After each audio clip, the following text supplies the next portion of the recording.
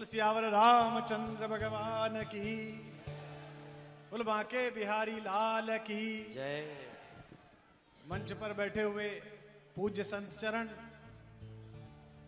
जिनके अभूतपूर्व साहस, संकल्प और साधना के प्रतिफल के स्वरूप यह जन ज्वार सम्मुख दिखाई दे रहा है, ऐसे मेरे परम प्रिय अनुज और बागेश्वर धाम उपाख्य से विभूषित इस युग के अत्यंत तपस्वी और मेधावी युवा शक्ति के प्रतीक भाई श्री धीरेन्द्र शास्त्री जी महाराज, मंच पर राजनीति के वरिष्ठतम लोगों में चौधरी साहब, जिनकी शुचिता और ब्रज के प्रति जिनका समर्पण अपने आप में उल्लेखनीय है, और मेरे अत्यंत परम प्रिय अनुज, जिन्होंने विपरीत परिस्थितियों में भी अपने मनोबल को भारतीयता के साथ जोड़कर उसे सार्थक सिद्ध किया, ऐसे दिल्ली सरकार के मंत्री कपिल मिश्र यहां पर बैठे हैं। और विशेष रूप से जिस संप्रदाय से, जिस समुदाय से इस छोटे से दास को स्वीकृति और प्रसिद्धि यत्किंचित प्राप्त हुई है, वे कवि समाज के समस्त अनुज यहां पर बैठे हैं। आज यहां कवि सम्मेलन भी है। एक बार इन कवियों के लिए आप दोनों हाथ उठाकर जोरदार तालियां बजाइए जो यहां पर आए हैं, क्योंकि ये जो कुछ भी हमारे संत चरण जिसकी व्याख्या कर रहे हैं वो सब कवियों का ही उपादेय है। चाहे पूज्य तुलसीदास जी महाराज पूज्य पाद की कृपा कटाक्ष लेकर हम सब राम कथा लेकर घूम रहे हैं, और चाहे सूरदास जी और अन्य कवियों के माध्यम से हम कृष्ण दर्शन लेकर घूम रहे हैं। मित्रों, जब इस यात्रा की संकल्पना बंधी तो हम लोगों के परिवार में विचार हुआ कि एक अकेले व्यक्ति को हजारों लाखों की भीड़ में आगे चलने के लिए कैसे छोड़ा जाए और उसको कैसे प्रारंभ किया जाए। और उसकी प्रेरणा जगी कि 5 तारीख को हम दोनों भाई यमुनोत्री गए, मां यमुना के निर्मल जल को देखा और आशीर्वाद लिया। इस यात्रा का संकल्प भारत को एक करना है, भारत की एकात्मकता के यज्ञ को संपूर्ण करना है। लेकिन यहां बैठे हुए लाखों लोग और जो करोड़ों लोग इसे टेलीविजन पर देख रहे हैं संस्कार के माध्यम से और अन्य चैनल के माध्यम से, हमारे परम प्रिय मनोज भैया यहां बैठे हैं जो इसको साकार कर रहे हैं। एक संकल्प और भी है, मंदिर अच्छे बने, वहां भगवान का विग्रह पूजन हो, दास्ता के चिन्ह समाप्त हो, हमारे धर्म स्थान सुरक्षित हो, यह सब तो ठीक है, आवश्यक है, और इसके लिए राजनीति, समाज और धर्म संसद तीनों काम कर रहे हैं। लेकिन एक संकल्प यह भी है, यह हजारों वर्षों के आक्रमण के बाद यह संस्कृति और धर्म इसलिए बचा रहा कि लोगों को लगता था कि हमारे धर्म की मान्यता मंदिर में है, लोगों को लगता था कि हमारे धर्म की मान्यता विग्रह में है, लोगों को लगता था आक्रमणकारियों को कि हमारे धर्म की परिभाषा हमारी धर्म पुस्तकों में है। लेकिन वो ये भूल गए थे कि ये सनातन धर्म में आस्था रखने वाले लोग हैं, ये नदियों में, पहाड़ों में, प्रकृति में, आकाश में और पृथ्वी में भी ईश्वर का दर्शन करते हैं। इनके लिए हिमालय कोई पहाड़ नहीं है, अपितु देवतात्मा है। इनके लिए गंगा किसी नदी की धारा नहीं है, यमुना किसी यमुनोत्री से निकला हुआ जल स्रोत नहीं है, बल्कि वे मां है। हम दोनों ने जब यमुनोत्री मां के जल को स्पर्श किया तो सबसे पहला दुख इस बात का हुआ कि मां के अपराधी हम और आप हैं। आज यमुना का जल जो दिल्ली में दिखता है, आज यमुना का जल जो मथुरा में दिखता है और संगम में इलाहाबाद में प्रवेश करने से पहले दिखता है, और जो यमुनोत्री में दिखता है, इसमें जमीन आसमान का अंतर है। इसको दूषित करने के लिए कोई विधर्मी नहीं आया, इसको दूषित करने के लिए कोई परदेसी नहीं आया, ये मैंने और आपने दूषित किया है। तो आज इस संकल्प यात्रा में एक संकल्प ये भी करिए कि माता यमुना जैसी यमुनोत्री से निकली थी, इसके द्वार पर बैठे हुए हम समस्त लोग ये संकल्प करें कि अपनी बड़ी बहन गंगा से जब वो गले मिलेंगी संगम में, तो वो ऐसी ही पवित्र दिखाई देंगी जैसी यमुनोत्री में दिखाई देंगी। आपकी तालियों में शोर कम था, आपकी तालियां कम थी, आपका संकल्प छोटा था। वो हम ही लोग हैं जो इसे दूषित कर रहे हैं, वो हम ही लोग हैं जिसकी जल के साथ समझौता कर रहे हैं। लेकिन जब ये यात्रा चली तो लगता था कि बिहार चुनावों के कारण नेपथ्य में चले जाएगा ये संकल्प, लेकिन चुनाव अपनी जगह चलते रहे और देश के बच्चे बच्चे की जबान पर, हर दृष्टि पर इस यात्रा का संकल्प रहा। और आतंकवाद के अंधड़ ने जैसे भारत की सारी प्रगतियों को ललकारा है, ऐसे आपको भी ललकारा। कल जो घटना हुई, परसों जो घटना हुई, देश को तबाह करने के लिए, विचलित करने के लिए परदेशियों से मिले हुए हथियारों के सहारे भारत को दहलाने के लिए योजना दिखाई गई। लेकिन यहां इस मंच के माध्यम से अगर उनका कोई भी एजेंट इस भीड़ में सुनने के लिए आया हो तो मैं उसे बताना चाहता हूं कि अभी तो ये लाखों लोग चले हैं। अगर इस प्रकार की नीचता की हरकत आपने इस नए भारत के प्रति की तो एक युवा संत चलेगा और उसके पीछे करोड़ों भारतीय भारत में चलेंगे, कोई रोक नहीं पाएगा।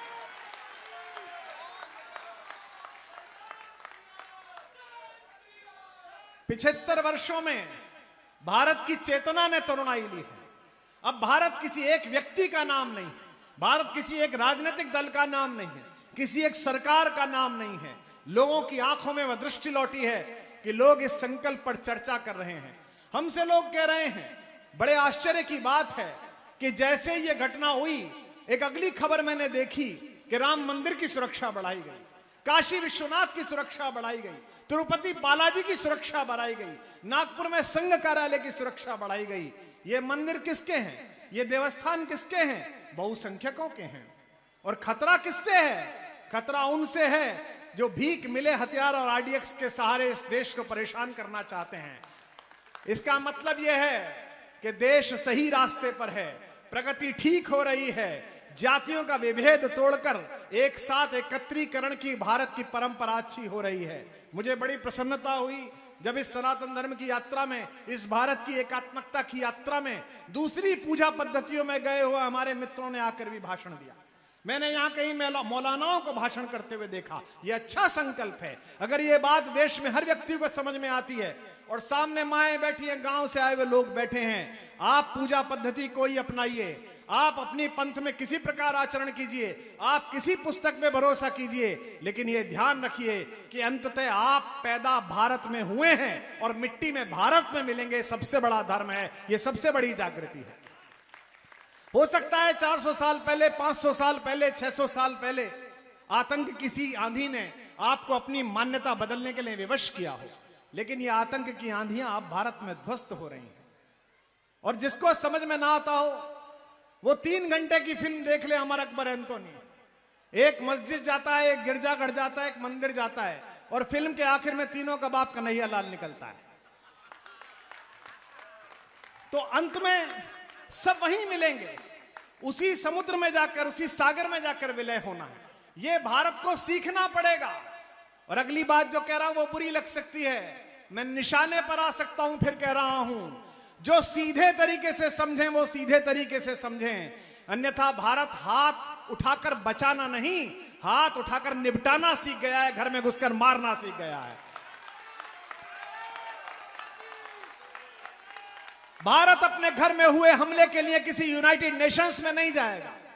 दुनिया के किसी सरपंच को हम ये बात की परमिशन नहीं देंगे कि वो हमारे घर का फैसला करे। हमारे घर में आकर आरडीएक्स फूकोगे, हमारे घर में कार उड़ाओगे, हमारे घर में AK-47 उड़ाओगे तो हम चोर को नहीं मारेंगे, कराची में बैठी हुई चोर की नानी को मारेंगे, उसके घर में घुस के मारेंगे। लाल किले से भाषण होते रहे इस देश में, 125 करोड़ के देश के प्रधान मिमियाते रहे और 15 अगस्त को कहते रहे कि पड़ोसियों से कहना चाहता हूं आतंकवादी भेजना बंद करें। लाल किला एक नई भाषा बोलना सीख गया है और उस भाषा को मजबूत हम सब कर रहे हैं। हमारा छोटा भाई यहां पर बैठा है कपिल, हमारे आदरणीय भैया चौधरी साहब बैठे हैं। लाल किले से भारत की भाषा यही है और यही होनी चाहिए। दुनिया के जिस देश की औकात हो अपने आतंकवादियों को भारत में भेजे। हरियाणा के फौज में गए हुए लड़के उनका स्वागत करने के लिए तैयार खड़े हुए हैं अपनी सेना लेकर। देश बनाएं। हमारे कवि पढ़ने के लिए आएंगे, पंकज मेरा छोटा भाई है, पंकज पंडित बुंदेलखंड से आए, पढ़ेगा, या अंजाम पढ़ेगा, पीयूष पढ़ेगा, दीपा हमारी बहन यहां बैठी है वो पढ़ेगी। 4 पंक्तियां मैं इनके शुभकामना के लिए पढ़ रहा हूं। देश बनाएं या अब अपने बेटों की लाशें ढोएं। ये 2 बात हमारे पास 70 साल से गूंजती रही। हम शव कलेक्ट करते रहे, आज इतने मर गए, कल इतने मर गए, अभी भी कल हमने देखा कि 12 मर गए, 14 मर गए, 16 मर, हम गिनती गिन रहे हैं। देश बनाएं या अपने बेटों की लाशें ढोएं। इसी कश्मकश में हर जीती बाजी हारी जाती है। और अगली पंक्ति होडल से पहुंचे तो बेचैन सोए हुए प्रधानमंत्री को हमारी ओर से आश्वस्त करना अपनी तालियों की गूंज में। देश बनाएं या अपने बेटों की लाशें ढोएं, इसी कश्मकश में हर जीती बाजी हारी जाती है। एक बात हो दिल्ली के आका तुम हम सबसे सुन लो, कुत्ता पागल हो जाए तो गोली मारी जाती है।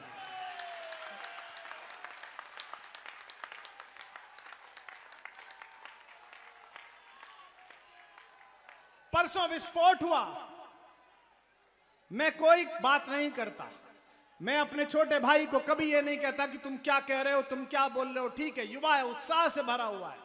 ईश्वर ने गढ़ा गांव के एक छोटे से ब्राह्मण परिवार में एक युवक को चुना है।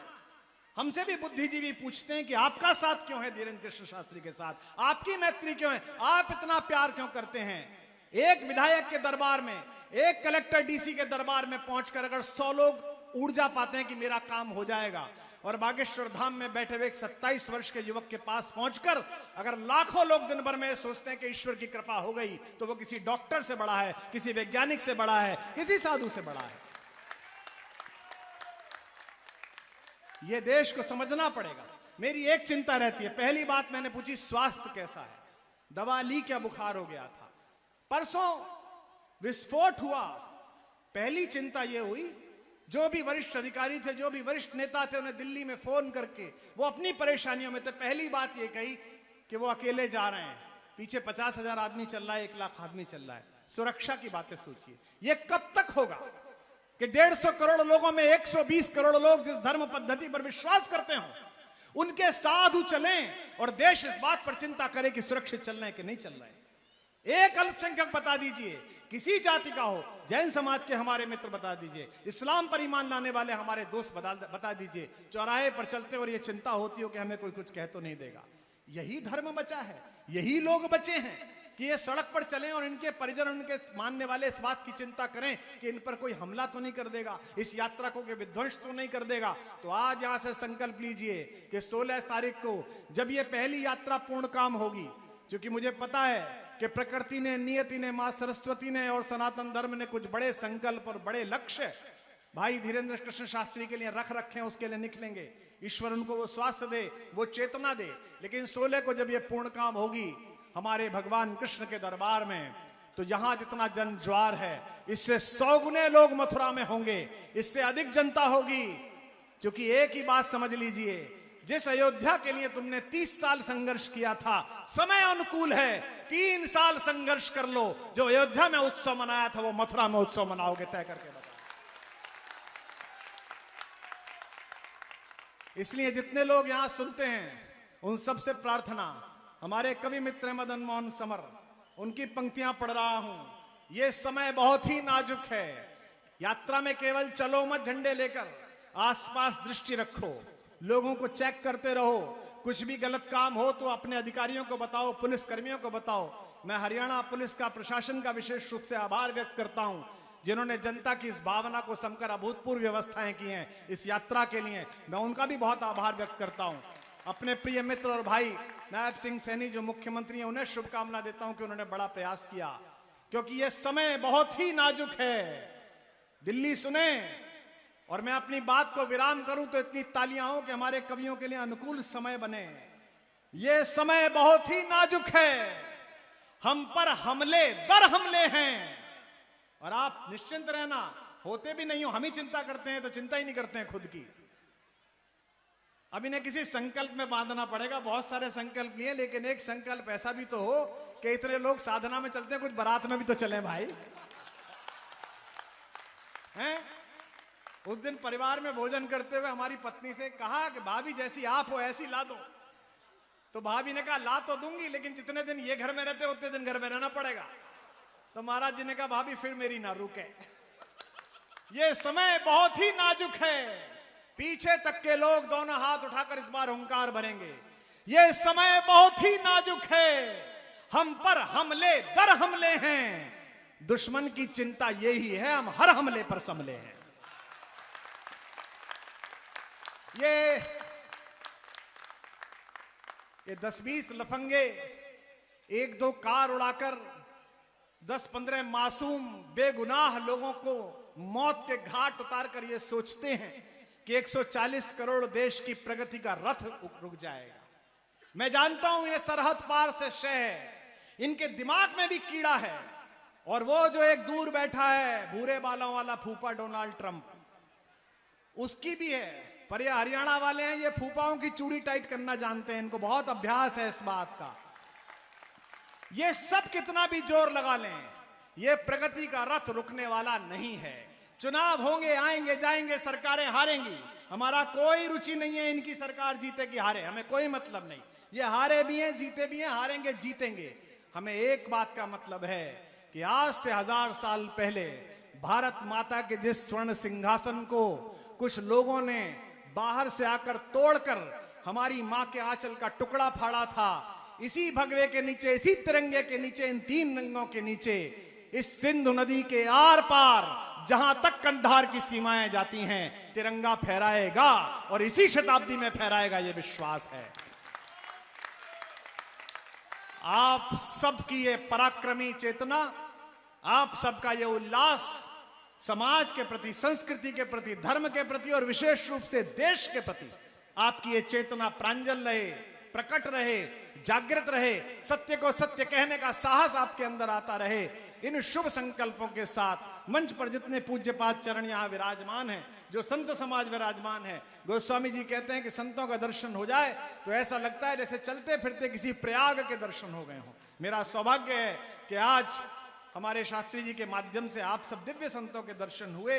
आपका भी सौभाग्य है कि इस मंडी में जहां व्यापार होता है, वहां प्यार के प्रसारण के लिए सारे संत यहां पर इकट्ठे हुए हैं। मैं आप सबको सादर प्रणाम करते हुए इस संकल्प के साथ आमंत्रित करता हूं कि 16 तक साथ चलिए और 16 को मथुरा में वो वातावरण पैदा कीजिए कि वहां के पत्थरों में ये चेतना पैदा हो जाए। मेरा संकेत समझिए और संकेत समझकर विदा करिए। मथुरा में इतनी अधिक जनता हो, इतना जय घोष हो कि बाहर से लाए हुए कुछ पत्थर जो वहां जमा दिए गए हैं, उन पत्थरों की छाती दरक जाए और उसी दिन आजादी मिल जाए, उसी दिन आनंद मिल जाए।